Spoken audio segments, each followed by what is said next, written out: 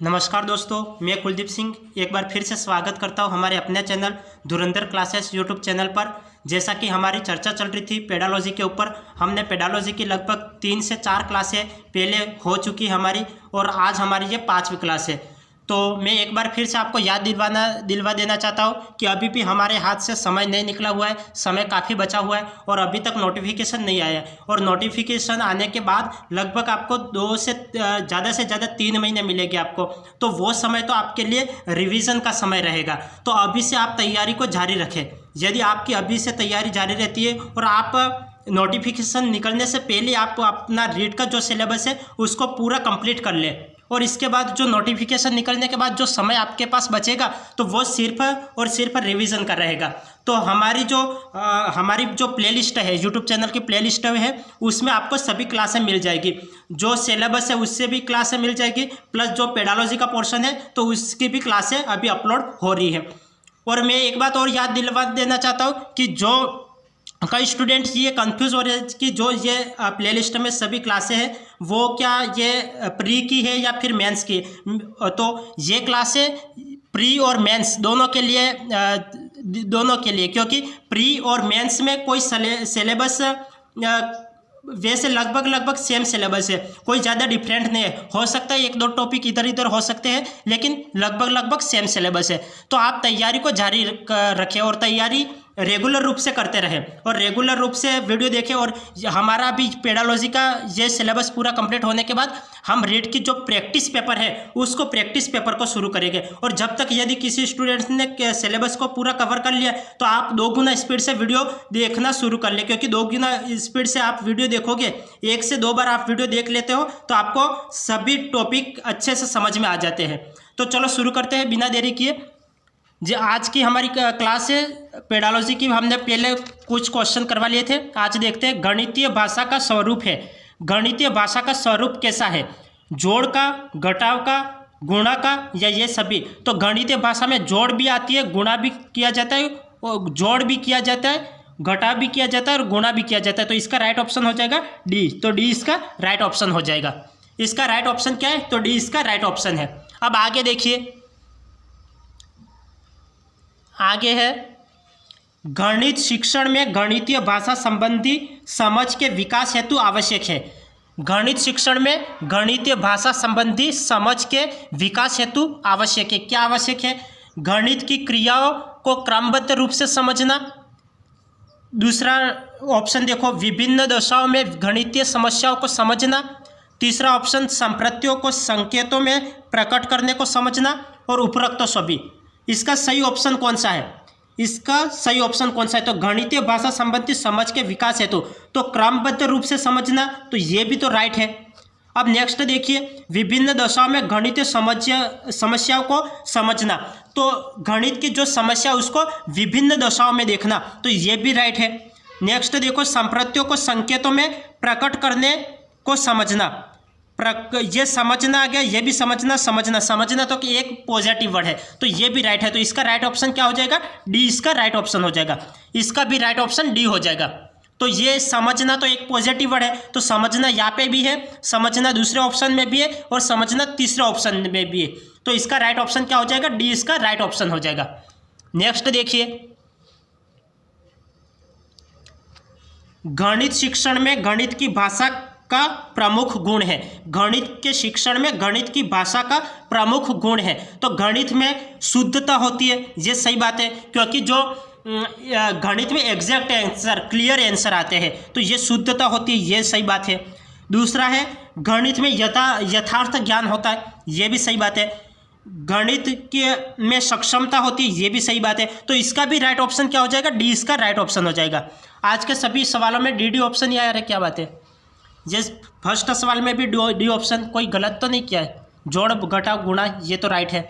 अब नेक्स्ट, ये समझना, ये सभी पॉजिटिव वर्ड है, तो ये भी राइट है। ये शुद्धता, यथार्थता और सक्षमता, ये भी राइट है। अब आगे देखिए, गणित विज्ञान का प्रवेश द्वार एवं कुंजी है। निम्न में से यह कथन किसका है? ये मैंने पहले वाली क्लासों में भी एक सवाल करवा दिया था। इसका राइट ऑप्शन क्या होगा? इसका राइट ऑप्शन क्या होगा? ये आप देखिए, इसका राइट ऑप्शन क्या होगा? गणित विज्ञान का प्रवेश द्वार एवं कुंजी है। निम्न में से यह कथन किसका है? क्या यह कथन स्किनर ने दिया था? क्या यह कथन जीन पियाजे ने दिया था? क्या यह कथन रॉजर बेकन ने दिया था? या फिर आर्यभट्ट ने दिया था? ऐसा किसने कहा था कि गणित विज्ञान का प्रवेश द्वार एवं कुंजी है? ऐसा कहने वाला वैज्ञानिक कौन था? तो ऐसा कहने वाला वैज्ञानिक कौन था? तो ये रॉजर बेकन था। इसका राइट ऑप्शन क्या है? Roger Bacon. इसका राइट ऑप्शन हो जाएगा रॉजर बेकन। अब नेक्स्ट देखिए, नेक्स्ट सवाल है, बच्चों में गणित की भाषा का विकास करने के लिए गणित शिक्षक में निम्न में से क्या गुण होना चाहिए? बच्चों में गणित की भाषा का विकास करने के लिए गणित का जो शिक्षक होता है उस शिक्षक में क्या गुण होना चाहिए, ऐसा प्रश्न बोल रहा है। तो गणित उपकरणों को प्रयोग करने की क्षमता, गणित के जो उपकरण होते हैं उनको कैसे प्रयोग किया जाना चाहिए, ये गुण शिक्षक में होना चाहिए। हाँ सही बात है, ये गुण होना चाहिए तभी तो शिक्षक बच्चों को सिखाएगा। तो ये भी राइट ऑप्शन है। गणित कक्षा का संचालन करने की योग्यता, हाँ गणित शिक्षा का किस प्रकार से संचालन किया जाता है तो इसकी योग्यता भी गणित के शिक्षक में होनी चाहिए। तो ये ऑप्शन भी इसका राइट ऑप्शन हो जाएगा। अब नेक्स्ट देखिए, विभिन्न शिक्षण विधियों का ज्ञान गणित विषय को किस प्रकार से पढ़ाया जाना चाहिए बच्चों के समक्ष? तो इसका पूरा ज्ञान गणित शिक्षक को होना चाहिए, ये भी राइट ऑप्शन है। तो इसका राइट ऑप्शन क्या हो जाएगा? डी इसका राइट ऑप्शन हो जाएगा। डी इसका राइट ऑप्शन हो जाएगा। सवाल क्या था? सवाल बोल रहा था कि बच्चों में गणित की भाषा का विकास करने के लिए गणित शिक्षक में निम्न में से क्या गुण होना चाहिए?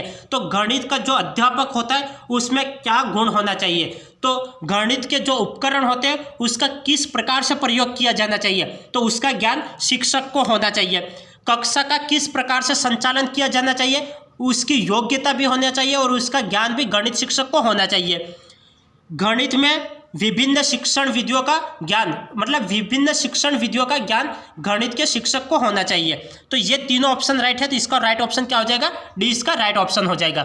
अब नेक्स्ट देखिए, गणित की भाषा एवं प्रकृति अन्य विषयों की अपेक्षा है। गणित की जो भाषा है और उसकी प्रकृति अन्य विषयों की अपेक्षा है। क्या गणित की भाषा अन्य विषयों के अपेक्षा कमजोर है? क्या ये तो अधिक कमजोर है? देखो, कमजोर और अधिक कमजोर होना, कोई सब्जेक्ट ना तो कमजोर होती है और ना ही कमजोर होती है और ना ही अधिक कमजोर होती है। तो ये ऑप्शन, तो ये कमजोर वाला तो गलत हो जाएगा। ये कमजोर वाला गलत हो जाएगा। गणित की भाषा क्या लचीली है? गणित की भाषा लचीली है, ये भी गलत हो जाएगा। लचीली भाषा नहीं है। अधिक सुदृढ़ है, हाँ गणित की भाषा कैसी है? तो सुदृढ़ है, क्योंकि गणित के जो सवाल आते हैं वो एकदम एग्जैक्ट आंसर निकलता है गणित के सवालों में। तो गणित की भाषा कैसी है? तो सुदृढ़ है। तो इसका राइट ऑप्शन क्या हो जाएगा? डी इसका राइट ऑप्शन हो जाएगा। सवाल क्या था? सवाल बोल रहा था गणित की भाषा एवं प्रकृति अन्य विषयों की अपेक्षा है। कैसी है? कमजोर है। गणित की भाषा कमजोर तो है नहीं ना, कोई सब्जेक्ट गणित के अलावा भी कोई भी भाषा कमजोर तो है नहीं, तो कमजोर है, यह गलत हो जाएगा। लचीली है, क्या गणित की भाषा लचीली है? क्या सबको समझ में आ जाती है? नहीं, गणित सबको समझ में थोड़ी आती है, तो ये भी गलत है। अधिक सुदृढ़ है, हाँ गणित की भाषा कैसी है? तो सुदृढ़ है, तो ये इसका राइट ऑप्शन हो जाएगा। अब नेक्स्ट देखिए, गणित की भाषा का महत्व है। गणित की भाषा का क्या महत्व है? गणित की भाषा का महत्व है। गणित की भाषा का क्या महत्व है? ऑप्शन देखिए, शारीरिक कौशल के विकास में, क्या शारीरिक कौशल के विकास में गणित का उपयोग किया जाता है? क्या शारीरिक कौशल के विकास में गणित का उपयोग किया जाता है क्या? हाँ, शारीरिक कौशल के विकास में गणित का उपयोग किया जाता है, ये राइट है। संप्रेषण कौशल के विकास में, संप्रेषण कौशल के विकास में किया जाता है, ये तो गलत है। संप्रेषण कौशल के विकास में ये नहीं किया जाता। तर्कात्मक कौशल के विकास में, तर्क करने के कौशल के विकास में गणित भाषा का महत्व है, हाँ ये भी राइट ऑप्शन है। इसका राइट ऑप्शन क्या, कौन से? ए और सी, मतलब ए और सी, ये 1 और 3 लिख लिया, इसकी जगह ए एंड सी लिख लो, तो ए और सी इसका राइट ऑप्शन हो जाएगा। ए और सी इसका राइट ऑप्शन हो जाएगा। गणित की भाषा का महत्व है। गणित की भाषा का महत्व किसमें है? शारीरिक कौशल के विकास में है और तर्कात्मक कौशल के विकास में है, जबकि संप्रेषण कौशल के विकास में नहीं है। तो इसका राइट ऑप्शन क्या हो जाएगा? डी इसका राइट ऑप्शन हो जाएगा। ए एंड सी इसका राइट ऑप्शन है। अब नेक्स्ट देखिए,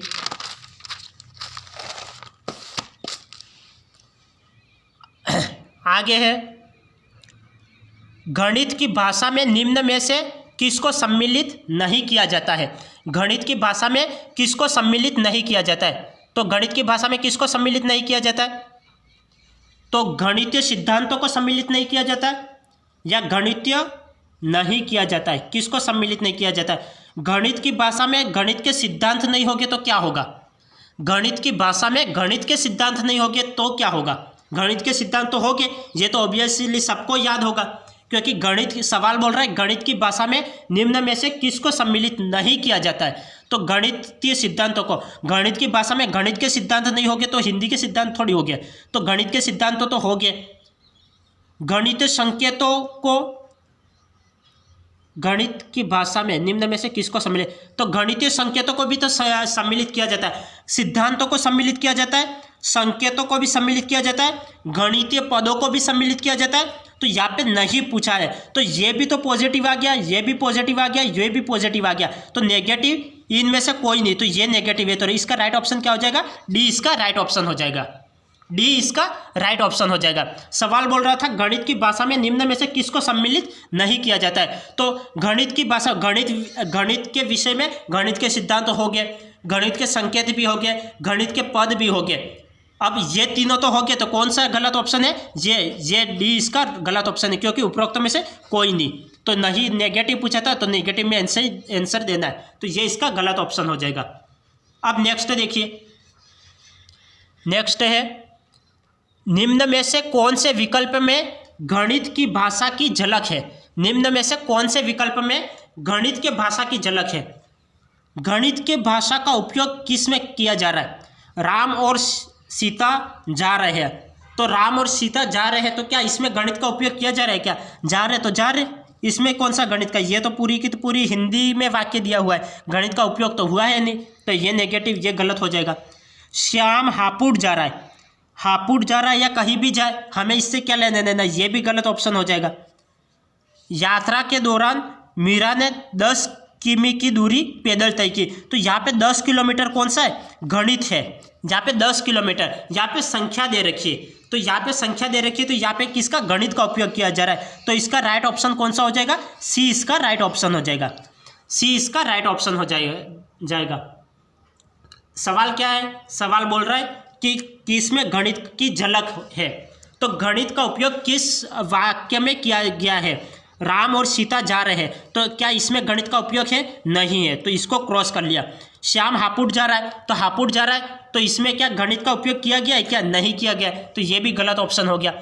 यात्रा के दौरान मीरा ने 10 किलोमीटर की दूरी पैदल तय की, तो इसमें गणित का उपयोग किया गया है, क्योंकि 10 किलोमीटर दे रखा है। 10 किलोमीटर कौन सा है? मैथमेटिक्स में 10 किलोमीटर, तो यहाँ पे संख्या दे रखी है, तो इसका राइट ऑप्शन क्या हो जाएगा? सी इसका राइट ऑप्शन हो जाएगा। सी इसका राइट ऑप्शन हो जाएगा। अब आगे देखिए,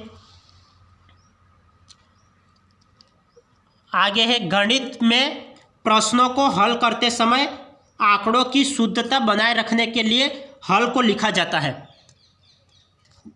यदि आपको समझ नहीं आता है तो आप क्वेश्चन को दोबारा पढ़ें, क्योंकि जो पेडालॉजी है वो पूरी तरह से समझ पे डिपेंड करती है।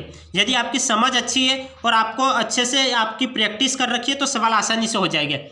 सवाल बोल रहा है गणित में प्रश्नों को हल करते समय आंकड़ों की शुद्धता बनाए रखने के लिए हल को लिखा जाता है। हल को लिखा जाता है, किस तरीके से लिखा जाता है? किसी भी तरीके से लिखा जा सकता है। क्या हम किसी भी तरीके से हल लिख सकते हैं? क्या ये ऑप्शन राइट हो जाएगा? चलो दूसरा ऑप्शन देखते हैं। विशेष विधि के अनुसार विभिन्न चरणों में, ये सबसे ज़्यादा बेहतर हो ऐसा लग रहा है। अब नेक्स्ट देखिए, ज्ञात तरीके से और उपरोक्त में से कोई नहीं। ये सवाल समझ में आया या नहीं आया? गणित में प्रश्नों को हल करते समय आंकड़ों की शुद्धता को बनाए रखने के लिए, आंकड़ों की शुद्धता को बनाए रखने के लिए हल को लिखा जाता है। क्या शुद्धता बनाने के लिए किसी भी तरीके से हल को लिख सकते हैं क्या? नहीं, किसी भी तरीके से हम उत्तर को नहीं लिख सकते, हमें स्टेप बाय स्टेप लिखना पड़ता है। जैसा सवाल बोल रहा है उसी तरीके से हमें लिखना पड़ता है। तो ये गलत हो जाएगा, ये गलत हो जाएगा। विशेष विधि के अनुसार विभिन्न चरणों में, हाँ, एक विशेष विधि, किसी भी सवाल को हल करने की एक विशेष विधि, एक विशेष मेथड होता है और उसके अनुसार विभिन्न चरणों में हम सवाल को कर सकते हैं। तो ये सबसे ज़्यादा बेहतर है। ज्ञात तरीके से एक ज्ञात तरीके से इससे भी तो सवाल कर सकते हैं, लेकिन अब देखो ये तो सरासर गलत हो गया, क्योंकि हम किसी भी तरीके से सवाल को नहीं कर सकते। जैसे सवाल करने की जो प्रोसेस होती है उसी के अनुसार हमें सवाल करना पड़ता है। और लेकिन अब इससे बेहतर ऑप्शन कौन सा है? किस विशेष विधि के अनुसार विभिन्न चरणों में, हाँ, सवाल को हम विभिन्न चरणों में कर सकते हैं।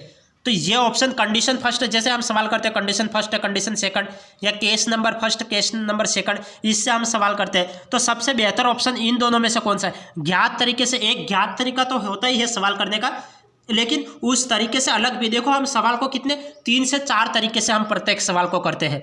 जैसे मैंने आपको रीड का जब सिलेबस करवाया था, मैंने लगभग उसमें भी प्रत्येक सवाल को 2-2 तरीके से या 3-3 तरीके से करके बताया था। तो यहाँ पे क्या हो गया, एक विशेष विधि में विभिन्न चरणों में मैंने सवाल को किया था। तो ये ज्ञात तरीके से ये भी गलत हो जाएगा। सबसे बेहतर ऑप्शन हो जाएगा बी, इसका राइट ऑप्शन हो जाएगा। ये सबसे बेहतर ऑप्शन हो जाएगा। क्यों? क्योंकि हम सवाल को करते हैं एक विशेष विधि के अनुसार और विभिन्न चरणों में हम सवाल को करते हैं। तो ये बी इसका राइट ऑप्शन हो जाएगा। इसका राइट ऑप्शन कौन सा है? तो बी इसका राइट ऑप्शन है। अब नेक्स्ट देखिए, आगे का सवाल कौन सा है? एक विद्यार्थी गिलास में भरे हुए पानी को गिलास का आयतन बताता है।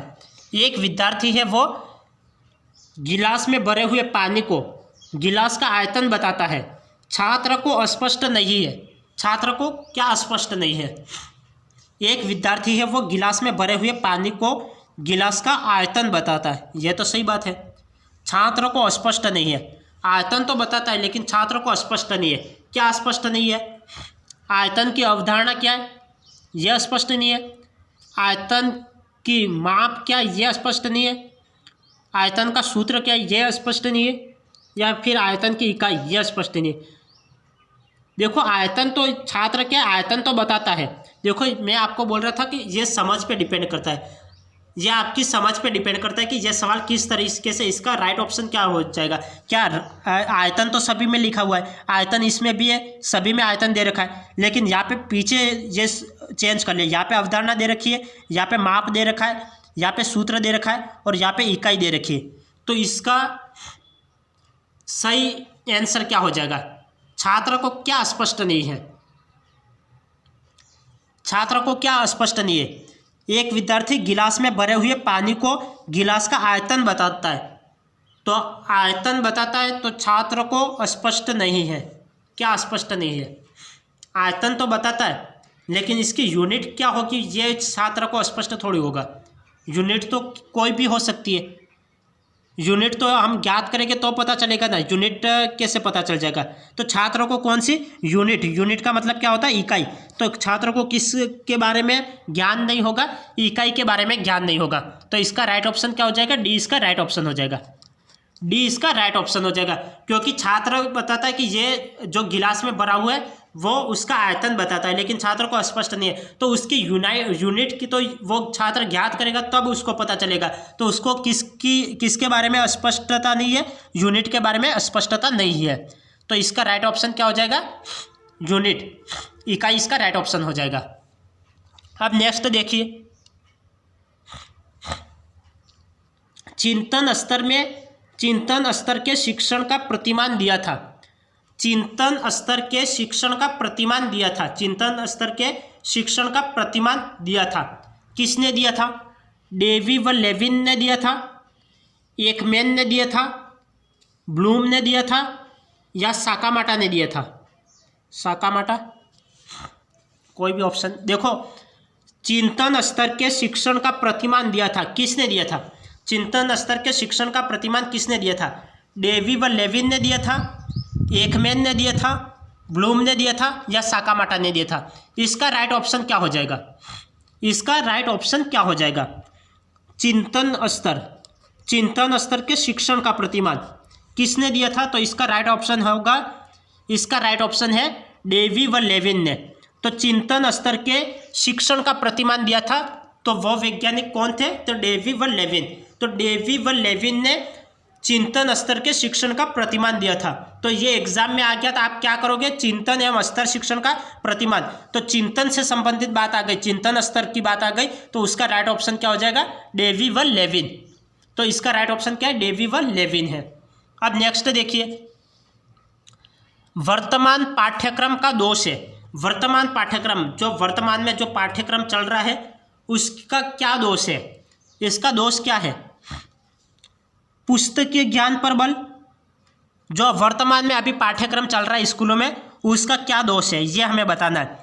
पुस्तकीय ज्ञान पर बल, अभी जो वर्तमान में पाठ्यक्रम चल रहा है उसमें जो शिक्षक होता है वो पुस्तकीय ज्ञान पर ज़्यादा बल दे रहा है, ये तो ऑप्शन राइट हो जाएगा।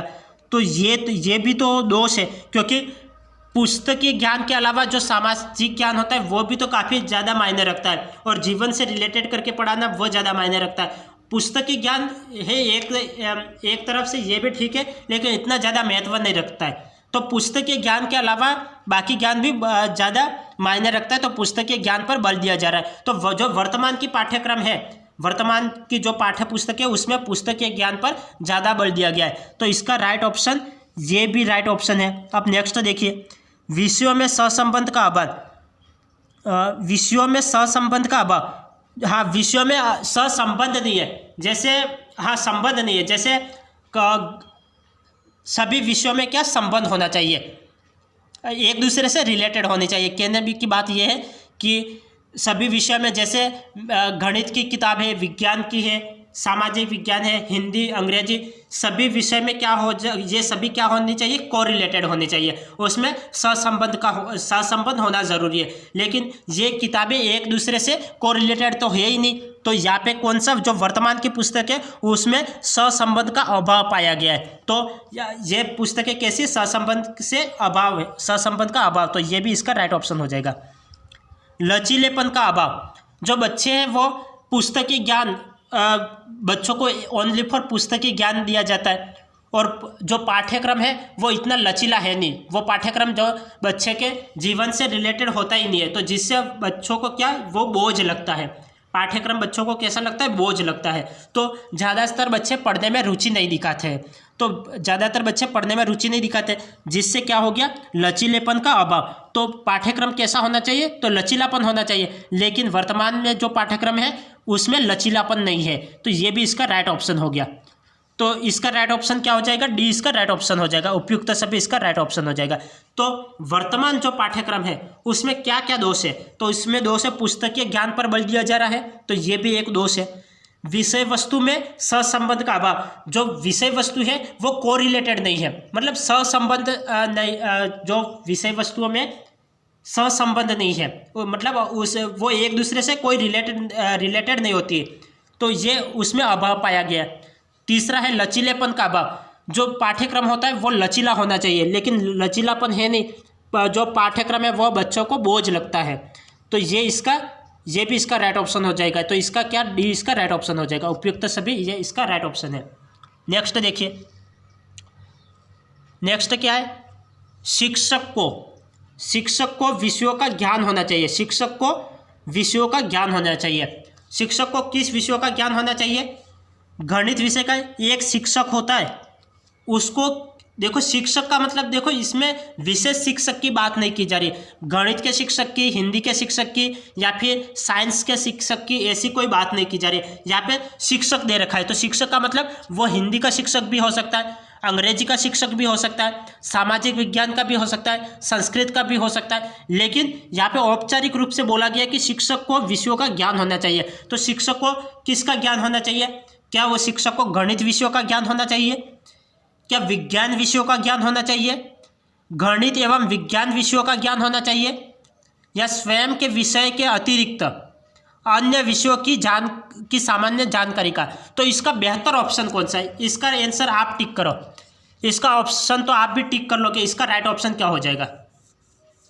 यदि किसी भी सब्जेक्ट का शिक्षक हो, उसको स्वयं के विषय के अतिरिक्त जो खुद का सब्जेक्ट होता है उसका तो नॉलेज उसको होना ही चाहिए, और इसके अतिरिक्त अन्य विषयों की भी सामान्य जानकारी होनी चाहिए। तो इसका राइट ऑप्शन क्या हो जाएगा? डी इसका राइट ऑप्शन हो जाएगा।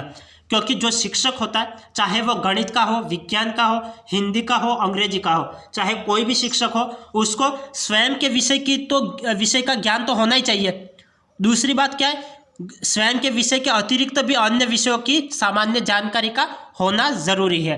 तो इसका राइट ऑप्शन क्या हो जाएगा? डी इसका राइट ऑप्शन हो जाएगा। एक शिक्षक को स्वयं के विषय के अतिरिक्त अन्य विषयों की भी जानकारी होनी चाहिए, तो ये इसका राइट ऑप्शन है। अब नेक्स्ट देखिए,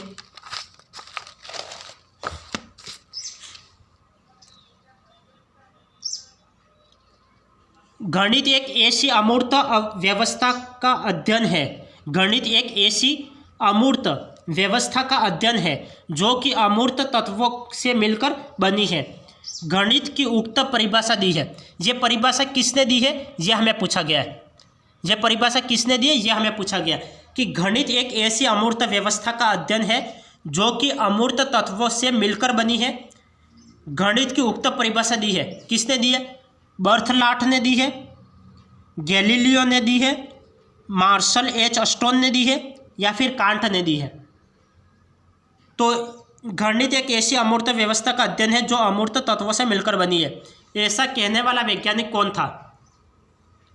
इसका राइट ऑप्शन क्या हो जाएगा? गणित एक ऐसी अमूर्त व्यवस्था का अध्ययन है जो कि अमूर्त तत्वों से मिलकर बनी है। ऐसा कहने वाला वैज्ञानिक कौन था? तो मार्शल एच स्टोन। तो इसका राइट ऑप्शन क्या हो जाएगा? मार्शल एच स्टोन इसका राइट ऑप्शन हो जाएगा। मार्शल एच स्टोन इसका राइट ऑप्शन हो जाएगा। अब आगे देखिए, देखो इसमें समझाने वाला कोई नहीं है, जो समझाने जैसी कोई बात नहीं है। जैसे ये कथन है तो ये कथन तो आपको याद होना चाहिए। ये किसने कहा था? तो इस वैज्ञानिक ने कहा था। इसमें कोई समझाने वाली बात थोड़ी है। ये गणित एक अमूर्त व्यवस्था का अध्ययन है, तो ऐसा किसने कहा था? तो मार्शल एच स्टोन ने कहा था। ये तो आपको सीधा याद होना चाहिए। अब नेक्स्ट देखिए, राष्ट्रीय पाठ्यचर्या की रूपरेखा एनसीएफ 2005 निम्न में से किस पर बल देती है? जो राष्ट्रीय पाठ्यचर्या की रूपरेखा एनसीएफ 2005 है वो किस पर बल देती है? जो पाठ्यचर्या है वो रटने पर बल देती है। रटना तो नेगेटिव है। करके सीखने पर बल देती है। करके सीखना ये तो पॉजिटिव है। ये तो करके सीखना, किसी भी काम को करके सीखना ये पॉजिटिव है। सूत्र याद करना, याद करना मैंने क्या बताया था? नेगेटिव है, तो ये सरासर गलत हो जाएगा। सवाल हल करने पर तो किस पर बल देती? सवाल हल करने पर बल देती, ये भी गलत हो जाएगा। तो इसका क्या पॉजिटिव वे में प्रश्न पूछा था, तो इसका राइट ऑप्शन बी इसका राइट ऑप्शन है। बी इसका राइट ऑप्शन है, क्योंकि सवाल क्या था? सवाल बोल रहा था राष्ट्रीय पाठ्यचर्या की रूपरेखा 2005 एनसीएफ 2005 निम्न में से किस पर बल देती है? तो जो राष्ट्रीय पाठ्यचर्या की रूपरेखा 2005 है वो करके सीखने पर बल देती है। किस पर बल देती है? तो करके सीखने पर बल देती है। रटने पर बल नहीं देती है। सूत्र याद करने पर बल नहीं देती है। सवाल हल करने पर बल नहीं देती है, जबकि करके सीखने पर बल देती है। तो इसका राइट ऑप्शन हो जाएगा करके सीखने पर। अब नेक्स्ट देखिए,